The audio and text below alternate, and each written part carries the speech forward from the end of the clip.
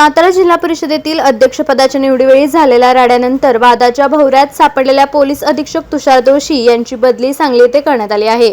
Satara police अधीक्षक पदी निखिल पिंगळे यांची नियुक्ती करण्यात आली असून आज त्यांनी आपल्या पोलीस अधीक्षक पदाचा पदभार स्वीकारला।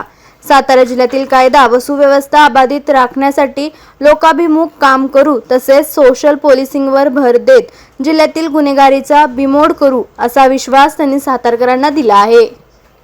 सगळ्यात पहिली गोष्ट काय आहे की तुम्ही बरेचसे विषय इथं मांडले, त्याच्यामध्ये महत्त्वाची बाब म्हणजे प्रचंड विश्वासाने आणि जबाबदारीने माझ्या वरिष्ठांनी मला इथं पाठवलेलं आणि त्यांच्या मला सूचना आहेत। त्या सूचनांची अंमलबजावणी जी आहे ती अंमलबजावणी करणं मला असं वाटतं की ते सगळ्यात पहिलं माझं आद्य कर्तव्य आहे। कारण तो विश्वास संपादन करण्यासाठी कितीतरी अनेक वर्षाचे आपल्याला कष्ट आणि परिश्रम घ्यायला लागतात। त्याच्यामुळे ती बाब जी आहे ती महत्त्वाची आहे आणि त्यातून मला असं वाटतं की निपक्षपातीपणे पारदर्शकपणे काम करणं हे पोलीस अधीक्षक म्हणून माझं कर्तव्य तर आहेच, परंतु त्याचबरोबर माझा जो स्टाफ आहे, माझी जी टीम आहे त्यांच्याकडून पण ते अपेक्षित आहे। आज इथं मी चार्ज घेतला आहे आणि येणाऱ्या जो काही कालावधी मला मिळेल त्या कालावधीमध्ये या जिल्ह्याला, इथल्या जिल्ह्यातल्या नागरिकांना अधिक चांगलं मला काय देता येईल, 5%, 10%, 20%, 80% जो काही बदल चांगला करता येईल तर त्याच्यासाठी प्रयत्नशील राहणं हे माझं काम राहणार आहे। तुम्ही ज्या सगळ्या मुद्दे मांडले त्याच्यातून अजून एक महत्त्वाचा मुद्दा आणि तो म्हणजे की लोकाभिमुख प्रशासन ज्याला म्हणतो आपण, म्हणजे नागरिकांना काय पाहिजे आहे, त्यांना त्रास कमीत कमी कसा झाला पाहिजे तर त्याच्यासाठी प्रयत्नशील राहणं अत्यंत आवश्यक आहे असं मला वाटतं। जवळपास 20 महिन्यांच्या कालावधीनंतर मी परत पुन्हा युनिट हेड म्हणजे एखाद्या जिल्ह्याचा प्रमुख म्हणून पुन्हा एकदा कार्यभार हा स्वीकारतोय, इथं आलो आहे। यापूर्वी 2 जिल्हे मी केलेले आहेत आणि तिकडच्या लोकांच्या अडचणी वेगळ्या प्रकारच्या होत्या, कारण तिकडची ठेवण जी होती, भौगोलिक असेल ऐतिहासिक असेल, ती वेगळी होती। इथल्या आता अडचणी समजून घेणं आणि त्याच्यावरती एक करून त्याच्यावरती मार्ग काढणं हे मला वाटतं की ही महत्त्वाची प्रायोरिटी आहे। आवश्यक त्या सगळ्या ज्या गोष्टी आहेत या गोष्टींमध्ये सरतेशेवटी की आपण आलो आणि आपण जाताना हा जो फरक आहे हा फरक लोकांच्या दृष्टीने जास्तीत जास्त चांगलं प्रशासन आपण कसं देऊ शकलो हे महत्त्वाचं आहे आणि त्याच्यासाठी मी इथं प्रयत्न करणार आहे। तुम्ही सगळ्यांनी सुद्धा त्याच्यासाठी माझी मदत करावी ही तुम्हाला सगळ्यांना मी विनंती करेन। मार्गदर्शक म्हणून सुद्धा तुम्हाला मोठी जबाबदारी पार पाडायला लागेल।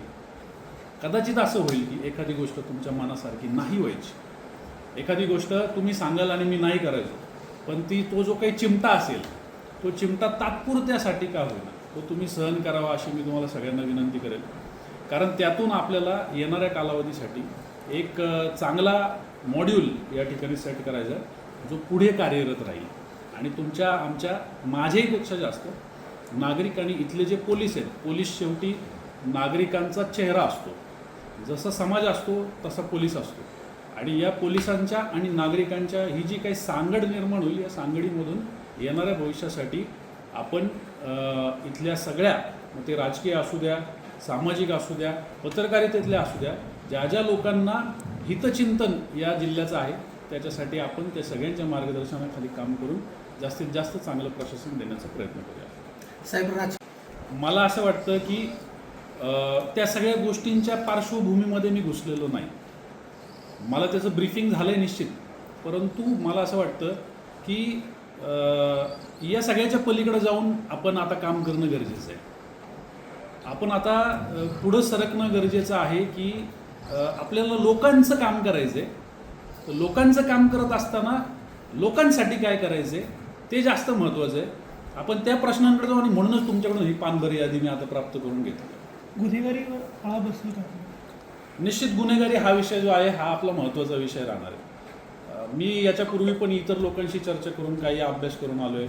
त्याच्यामध्ये काही ज्याला आपण असं म्हणू शकतो की गुन्हेगारीचे पॅटर्न या जिल्ह्यामध्ये वेगवेगळे आहेत, म्हणजे जिल्ह्याच्या विशिष्ट भागामध्ये वेगळ्या प्रकारची गुन्हेगारी आहे, कुठं MIDC आहे तिथं वेगळ्या प्रकारची गुन्हेगारी आहे, जिथं लोकसंख्येची डेन्सिटी जास्त आहे तिथं वेगळ्या प्रकारची गुन्हेगारी आहे. सातारा शहराची जी आवश्यकता आहे गुन्हेगारीवरती वचक ठेवण्यासाठी तिथल्या गुन्हेगारीचा पॅटर्न वेगळा आहे. जर मानसारख्या भागामध्ये गेलो तर तिकडच्या गुन्हेगारीचा पॅटर्न वेगळा आहे. आणि त्याच्यामुळं ही जी टीम असणार आहे ज्याला आपण आता कामाला हे सगळं काम करण्यासाठी आपण त्यांना प्रेरित करणार आहोत, त्यांच्याकडून हे काम करून घेणार आहोत, त्यांना योग्य त्या गोष्टी योग्य त्या वेळी योग्य पद्धतीचं मार्गदर्शन देऊन त्यांच्याकडून ते करून घेण्याची जबाबदारी आपली सगळ्यांची राहणार आहे. आणि त्यासाठीच मी जसं म्हटलं की तुमच्या सगळ्यांचे इनपुटसुद्धा त्याच्यामध्ये महत्त्वाचे ठरणार आहेत. राजकीय मदत असता असलेली चक्री मोठ्या प्रमाणात फोफवली सातारा शहरामध्ये जिल्ह्यामध्ये. मला त्याची माहिती घेऊ द्या.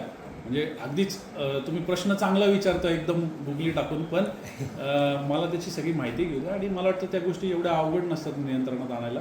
आपण निश्चित त्याच्यावरती प्रयत्न करू.